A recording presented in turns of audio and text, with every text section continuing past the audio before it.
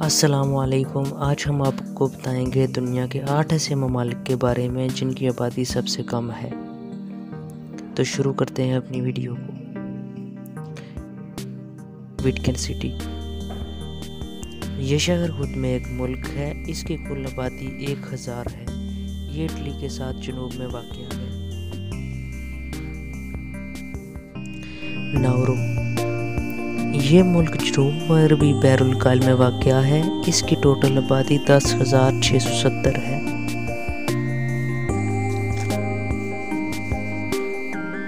टुवलू, ये मुल्क हवाई और ऑस्ट्रेलिया के दरमियान वाक़ है। इसकी कुल आबादी 11,000 है।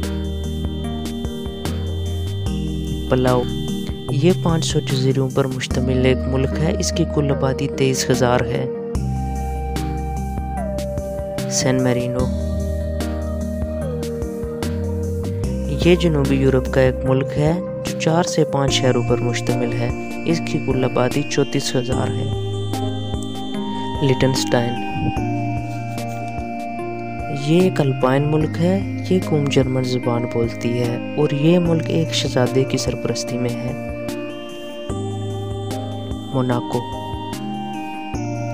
ये मुल्क इटली से 9 मील के फासले पर वाक़ है। इसकी सरहदें फ्रांस से भी मिलती हैं। इसकी कुल आबादी 40,000 है।